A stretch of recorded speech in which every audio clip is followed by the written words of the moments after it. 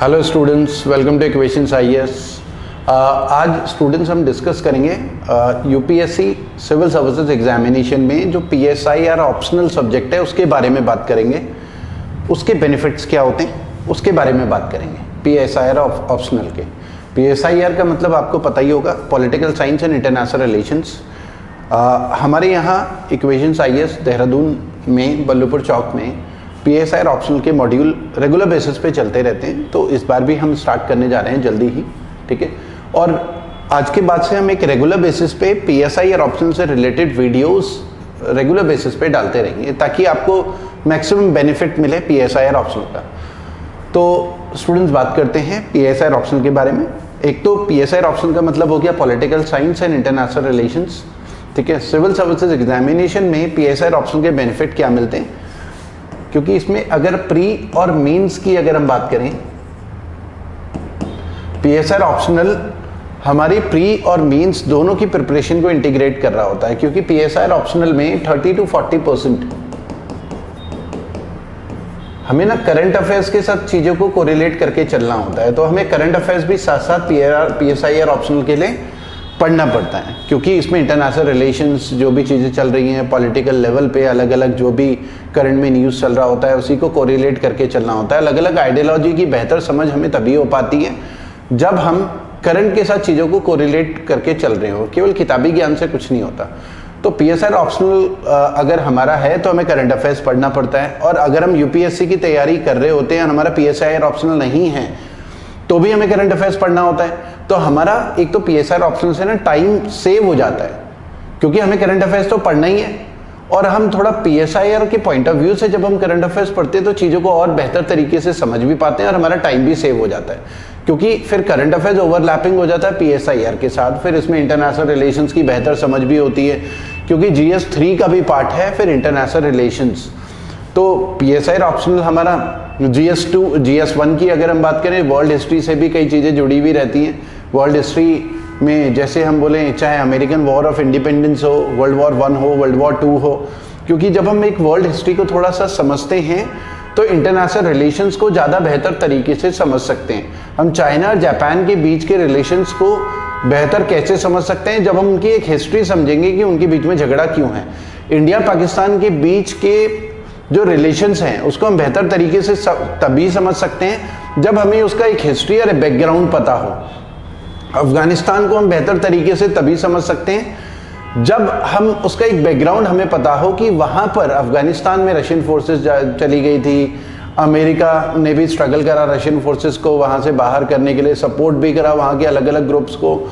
तो कई चीज़ें जो है ना वर्ल्ड हिस्ट्री से जुड़ी हुई रहती हैं इंटरनेशनल रिलेशंस में, ठीक है। तो पेपर 1 भी इसका एक ओवरलैपिंग पार्ट हो जाता है। पेपर 2 की अगर हम बात करें पॉलिटिक, क्योंकि इसमें अलग अलग पॉलिटिकल थ्योरीज भी हैं, कॉन्स्टिट्यूशन से जुड़ी हुई भी चीज़ें हैं।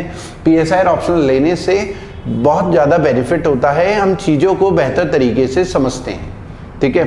कॉन्स्टिट्यूशन में कई चीज़ें, इक्वालिटी, फ्रेटर्निटी, ठीक है, या हम सेकुलरिज्म की बात करें, ठीक है, इक्वालिटी की बात करें, अलग अलग टाइप के राइट्स हैं, चाहे फंडामेंटल राइट्स हैं, ह्यूमन राइट्स हैं, चीज़ों को ज़्यादा बेहतर तरीके से समझते हैं, ठीक है। तो GS2 में भी काफ़ी बेनिफिट मिलता है, ठीक है। उसी तरीके से जैसे एथिक्स की अगर हम बात करें, GS4 का जो हमारा पेपर है, एथिक्स में कई चीज़ें पीएसआईआर के साथ जो है ओवरलैपिंग है। जैसे अलग अलग आइडियोलॉजीज होती हैं, अलग अलग वेस्टर्न पॉलिटिकल थॉट्स हैं, जैसे प्लेटो है, अरिस्टोटल है, स्वामी विवेकानंद है, महात्मा गांधी है, तो ये कई चीज़ें ओवरलैपिंग होती है। तो पीएसआईआर ऑप्शनल पढ़ने से जीएस के पेपर्स में हमें काफ़ी बेनिफिट मिलता है, GS 1 2 3 4, ठीक है। तो और सिलेक्शन रेशियो भी देखें पीएसआईआर ऑप्शनल का काफ़ी अच्छा रहता है। सिलेक्शन 100 से ऊपर तो हर साल यूपीएससी में एज अ पीएसआईआर ऑप्शनल लोग सेलेक्ट भी होते हैं। और आप सक्सेस रेशियो अगर देखेंगे, गूगल सर्च कर सकते हैं, बहुत इजी रहता है, इतना मुश्किल काम नहीं है, क्योंकि लोग नॉर्मली ऑप्शन जब सेलेक्ट करते हैं तो कोई स्टडी नहीं करते, सीधे कोई भी ऑप्शन, बॉटनी ले लेंगे, कई लोग मैथ्स बोलेंगे, कई लोग सोशियोलॉजी बोलेंगे, इंटरेस्ट हो ना हो, तो बहुत सारे सब्जेक्ट्स हैं। तो आप ये भी देखें कि उस पर्टिकुलर सब्जेक्ट में हमारे कंपटीटर्स कौन हैं, किस प्रोफाइल के लोग वो वाला एग्जाम दे रहे हैं और उसका सक्सेस रेट क्या है पास्ट में। पूरा रिसर्च करके ही हमें ऑप्शनल सब्जेक्ट लेना चाहिए, ठीक है। तो अगर PSI ऑप्शनल का आप सिलेबस वगैरह देखेंगे तो आपका इंटरेस्ट डेवलप होता है, तो डेफिनेटली PSI ऑप्शनल बहुत सारे लोग लेते हैं और बहुत हेल्पफुल होता है GS के मॉड्यूल में। तो थोड़ा सा सिलेबस समझने की कोशिश करते हैं आप आज PSI ऑप्शनल वाले सब्जेक्ट में। जैसे हमारे पास एक तो पॉलिटिकल थ्योरीज रहती हैं, इसमें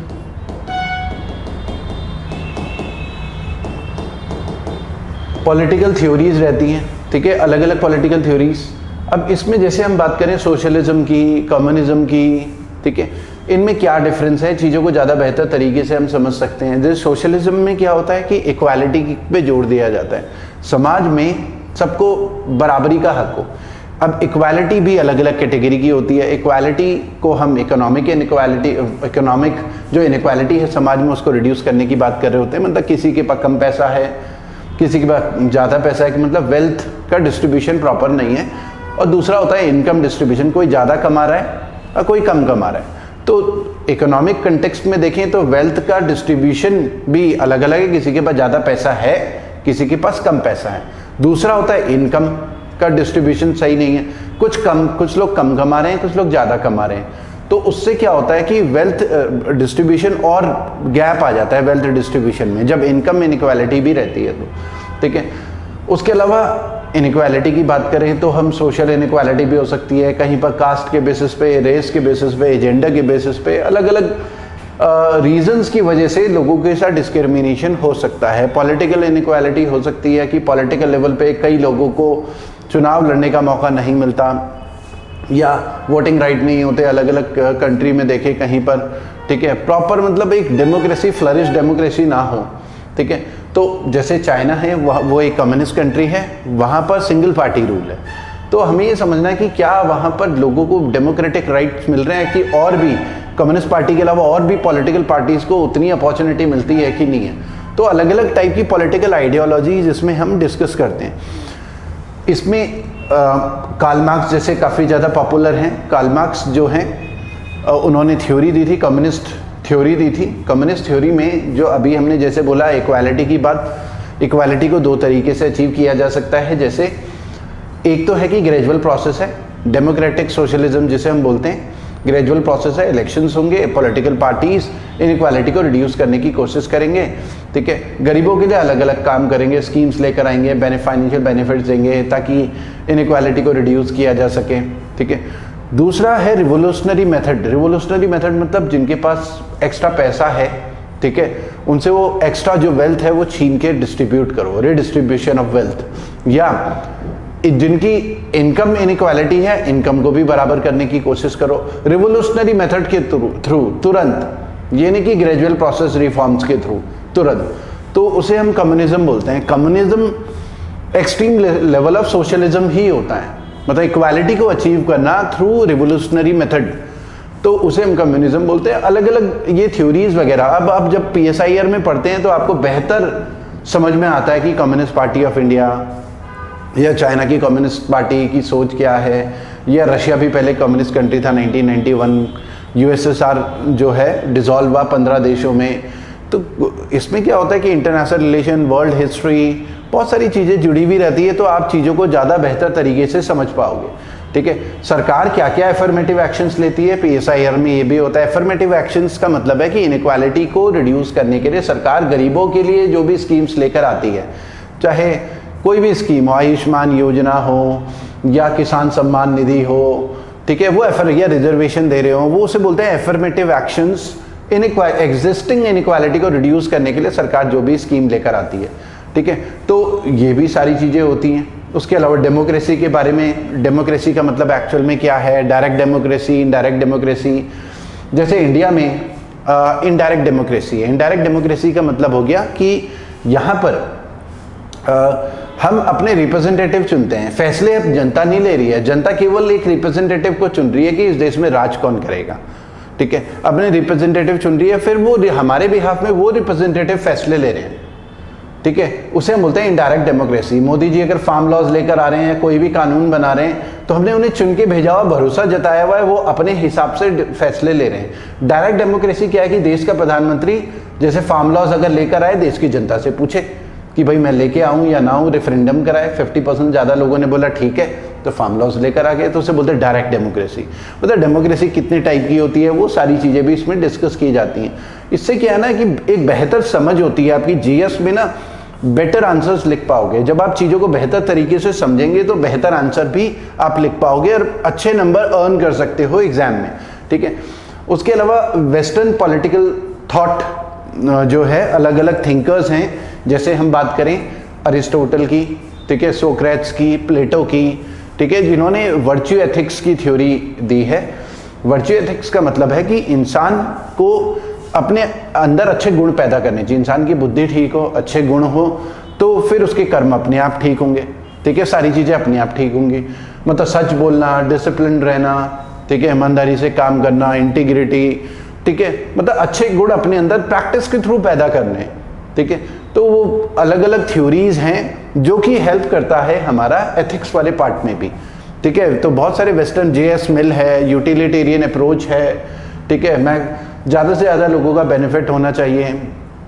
तो कई सारी अप्रोचेज हैं जिसका हेल्प आपको एथिक्स के पेपर में ही मिलेगा और पीएसआईआर में भी मिलेगा।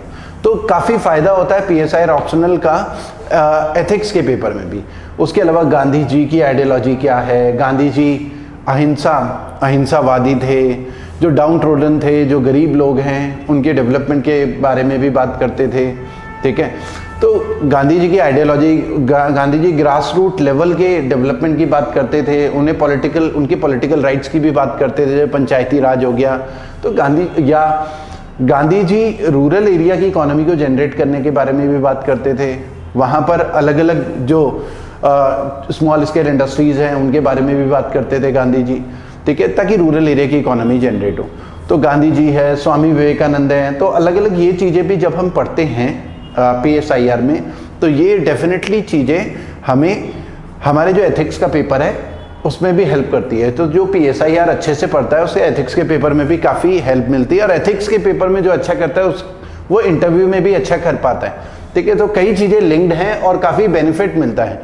उसके अलावा इंडियन गवर्नमेंट का जो इंडियन गवर्नमेंट और उनकी पॉलिसीज़ के बारे में भी एग्जाम में आता है, ठीक है। इंडिया का फ्रीडम स्ट्रगल के बारे में आता है कि कैसे कैसे कॉन्स्टिट्यूशन बिल्ड हुआ, ठीक है, क्योंकि ब्रिटिशर्स यहाँ पर रूल कर रहे थे। तो रेगुलेटिंग एक्ट 1773 से स्टार्ट करें तो इतने सारे एक्ट आए, उनमें चेंजेस होते रहे, अपग्रेड होते रहे, फिर फाइनली जाके हमारा कॉन्स्टिट्यूएंट असेंबली ने हमारा कॉन्स्टिट्यूशन बनाया, और उसमें भी 75% चीज़ें गवर्नमेंट ऑफ इंडिया एक्ट 1935 से ली गई हैं। तो हमारे कॉन्स्टिट्यूशन में बहुत सारी चीज़ें वही हैं जो ब्रिटिशर्स जब हमारे यहाँ रूल कर रहे थे, और वो यहाँ पर अलग अलग कानून लेकर आए गवर्नेंस को लेकर, तो उसी से बहुत सारी चीज़ें उठा के हमारे कॉन्स्टिट्यूशन में डाली गई हैं। तो इसमें हम बहुत सारा एक इवोल्यूशन, एक कॉन्स्टिट्यूशनल बैकग्राउंड, जो हिस्टोरिकल बैकग्राउंड है पूरा का पूरा, वो भी डिस्कस करते हैं, ठीक है। इंडिया का फ्रीडम स्ट्रगल भी डिस्कस करते हैं, कॉन्स्टिट्यूशन के सेलिएंट फीचर्स इसमें डिस्कस करते हैं कि लेजिस्लेचर एग्जीक्यूटिव में क्या फ़र्क है। लेजिस्लेचर मतलब जो कानून बनाता है, सेंटर के लेवल पे अगर हम लेजिस्लेचर की बात करें तो हमारे देश की संसद, पार्लियामेंट, लोकसभा, राज्यसभा, वो लेजिस्लेचर है। प्रेसिडेंट भी लेजिस्लेचर का पार्ट है। मतलब हमारे यहाँ कानून कब बनेगा, जब लोकसभा राज्यसभा दोनों हाउसेस से पास होगा, प्रेसिडेंट साइन करेगा तो वो कानून बन जाएगा, उन्हें हम बोलते हैं लेजिस्लेचर। एग्जीक्यूटिव कौन होते हैं? एग्जीक्यूटिव वो लोग होते हैं जो फैसले ले रहे होते हैं देश के लिए, ठीक है। जैसे प्राइम मिनिस्टर और उनके काउंसिल ऑफ मिनिस्टर, जितने मिनिस्टर्स हैं वो एग्जीक्यूटिव हैं। एग्जीक्यूटिव वही बनता है जिसके बाद लोकसभा में नंबर ज़्यादा हो, वही क्लेम कर सकता है एग्जीक्यूटिव के लिए। मतलब 50% से ज़्यादा मेजॉरिटी होनी चाहिए, वही क्लेम कर सकता है एग्जीक्यूटिव के लिए। तो एग्जीक्यूटिव बेसिकली पॉलिटिकल एग्जीक्यूटिव की बात करें तो प्राइम मिनिस्टर, उनके काउंसिल ऑफ मिनिस्टर एग्जीक्यूटिव है। तो prime minister, council of minister executive भी हैं और लेजिस्लेचर का भी पार्ट है। जबकि जो अपोजिशन वाले लीडर्स हैं, कांग्रेस के मेंबर ऑफ पार्लियामेंट हो, आम आदमी पार्टी के हों, वो केवल लेजिस्लेचर का पार्ट है, एग्जीक्यूटिव के पार्ट नहीं है, ठीक है। तो ये सब प्लानिंग के बारे में, party system, national party, state party, ये सारी चीज़ें इसमें बहुत गहराई से पीएसआईआर में डिस्कस की जाती हैं। उससे एक बेहतर समझ होती है। हमारा जो जीएस पेपर 2 है, ठीक है, उसमें पॉलिटी में काफ़ी बेहतर समझ होती है, ठीक है। कोएलिशन गवर्नमेंट के बारे में बात होती है कि मिली जुली सरकार कैसे चलती है अगर कोई 272 ना जीत पाए, ठीक है। इलेक्टोरल बिहेवियर के बारे में बात होती है कि पब्लिक कैसे बिहेव करती है। एंटी इनकम्बेंसी क्या होती है, मतलब चीज़ों को ज़्यादा बेहतर तरीके से समझ सकते हो। PSIR का ये बेनिफिट मिलता है, सिलेबस के अकॉर्डिंग सारी चीज़ें पढ़नी होती हैं। उसके अलावा GS पेपर 2 की बात करें तो कंपैरेटिव जो पॉलिटिक्स है, अलग अलग देशों में अलग अलग टाइप की पॉलिटिक्स होती है। इंडिया में अलग, ये रशिया में अलग, US में अलग, चाइना में अलग, हर कंट्री का एक अलग सिस्टम है। एक कंपैरेटिव पॉलिटिक्स भी होती है, इंटरनेशनल रिलेशंस को भी हम इसमें स्टडी कर रहे होते हैं, कैपिटलिज्म, सोशलिज्म, कम्युनिज्म, उसको भी स्टडी कर रहे होते हैं, बैलेंस ऑफ पावर, सिक्योरिटी, ये सारी चीज़ें स्टडी कर रहे होते हैं। बैलेंस ऑफ पावर, जैसे हम बात करें कि एशिया में पावरफुल कंट्री की बात करें तो इंडिया एक काफ़ी पावरफुल कंट्री है, चाइना भी एक पावरफुल कंट्री है, ठीक है, रशिया भी एक पावरफुल कंट्री है। अब US का जो रिलेशन है, US अगर रशिया के साथ भी उसके रिलेशन खराब रहें, चाइना के साथ भी खराब रहें, तो इंडिया के साथ भी अगर US के रिलेशन खराब रहे तो बैलेंस ऑफ पावर सारा बिगड़ जाएगा। तो बैलेंस ऑफ पावर के लिए जरूरी है कि US इंडिया को साथ लेके चले, तो इसे बोलते हैं बैलेंस ऑफ पावर। US ने थोड़ा पावर बैलेंस बनाने की कोशिश करी एशिया में, क्योंकि 2 के साथ पहले ही उसके रिश्ते थोड़ा अप डाउन चल रहे हैं, गड़बड़ चल रहे हैं, और तीसरे के साथ भी वो करेंगे तो US फिर सुपर पावर कहाँ रह पाएगा। 3 एशिया की बड़ी बड़ी कंट्रीज के साथ वो पंगा नहीं ले सकता एक साथ, तो वो सब बैलेंस ऑफ पावर होती है। ये बैलेंस ऑफ पावर अलग अलग टेरिटरी में, यूरोप में, मिडिल ईस्ट में, कई चीज़ों में अप्लाई होती हैं। तो उसको बेहतर तरीके से समझना, आंसर राइटिंग, इंटरव्यू में आंसर देना, मतलब बहुत हेल्प करता है PSIR, ठीक है। उसके अलावा इसमें न्यूक्लियर आर्म्स की भी बात होती है, कौन कौन सी कंट्री हैं जिनके पास न्यूक्लियर वेपन है। जैसे परमानेंट 5 है यूनाइटेड नेशन के, उनके पास न्यूक्लियर वेपन है, इंडिया के पास है। उसके अलावा पाकिस्तान के पास है न्यूक्लियर वेपन, नॉर्थ कोरिया के पास है न्यूक्लियर वेपन। तो उन सारी कंट्रीज़ के बारे में भी बात होती है कि इन सब के पास न्यूक्लियर वेपन है। यूनाइटेड नेशंस भी इसमें आता है, इंटरनेशनल रिलेशंस में, यूरोपियन यूनियन इसमें हम पढ़ते हैं। मतलब ये सारी चीज़ें आपके GS के पेपर से भी जुड़ी हुई रहती हैं। आसियान कंट्री के बारे में बात करते हैं, APEC के बारे में बात करते हैं, ह्यूमन राइट के बारे में बात होती है, इन्वायरमेंट के बारे में बात होती है, क्योंकि इंटरनेशनल रिलेशंस में कंट्रीज़ कई बार मिलती हैं एक दूसरे से। जैसे पेरिस क्लाइमेट कॉन्फ्रेंस हुई थी 2015 में, डिजास्टर मैनेजमेंट से रिलेटेड कॉन्फ्रेंसेस होती हैं, तो कंट्रीज सब आपस में मिलती हैं। इन्वायरमेंट प्रोटेक्टेड रहे, इन्वायरमेंट में जो ग्रीन हाउस गैसेस हैं उनका जो परसेंटेज बढ़ रहा है उनको रिड्यूस करना, उसके लिए कंट्रीज मिलती है। टेररिज्म को लेकर मिलती हैं, ठीक है, न्यूक्लियर प्रोलिफरेशन को लेकर मिलती हैं। तो अलग अलग बहुत सारी चीज़ें हैं। उसके अलावा इसमें हम इंडिया और फॉरेन कंट्रीज़ के साथ इंडिया के जो रिलेशंस हैं वो भी पूरा डिस्कस करते हैं। जैसे इंडिया और ग्लोबल साउथ के बारे में भी बात होती है। ग्लोबल साउथ मतलब अफ्रीका के जो देश हैं उनके साथ कैसे रिलेशन है। तो ये जो IR है हमारा GS पेपर 3 में भी हेल्प करता है, PSIR का बहुत ज़्यादा। और ये सारी चीज़ें ना जब हम करंट अफेयर्स पढ़ते हैं, द हिंदू, तो उसमें भी कवर होती हैं। तो ये हमारा क्या होता है कि जब हम PSIR ऑप्शनल लेते हैं तो हमारा GS का ना पढ़ने का बहुत सारा टाइम सेव हो जाता है, क्योंकि हम GS के अलग अलग पेपर्स भी साथ साथ तैयार कर रहे होते हैं, करंट अफेयर्स भी हम पढ़ रहे होते हैं, द हिंदू, तो काफ़ी ज़्यादा हमारा टाइम सेव हो जाता है। इसमें बात करते हैं हम इंडिया की जो लुक ईस्ट पॉलिसी है उसके बारे में, एक्ट ईस्ट पॉलिसी में कन्वर्ट किया गया उसके बारे में। लुक ईस्ट का मतलब है कि PV नरसिम्हा राव जी लेकर आए थे, क्योंकि ज़्यादातर हम पहले केवल वेस्टर्न कंट्री की तरफ देखते थे ग्लोबल ट्रेड के लिए, पार्टनरशिप के लिए। तो PV नरसिम्हा राव जी ने बोला कि इंडिया को अपनी ईस्ट की तरफ भी देखना चाहिए। इंडिया के ईस्ट में अगर हम बात करें, Myanmar, Cambodia, Thailand, Brunei, Indonesia, Malaysia, Japan, south Korea, ये सारी कंट्री हैं। इंडिया को अपनी ईस्ट की तरफ भी देखना चाहिए, इनके साथ भी ट्रेड करना चाहिए। तो उसे हम बोलते हैं लुक ईस्ट पॉलिसी। अपने ईस्ट की तरफ देखो, इतने सारे देश हैं, उनके साथ भी ट्रेड वगैरह बढ़ाओ, टैक्सेस को रिड्यूस करो, ठीक है। तो ये PV नरसिम्हा राव जब प्राइम मिनिस्टर थे 1991 से 96 के बीच में, तब वो लेकर आए थे।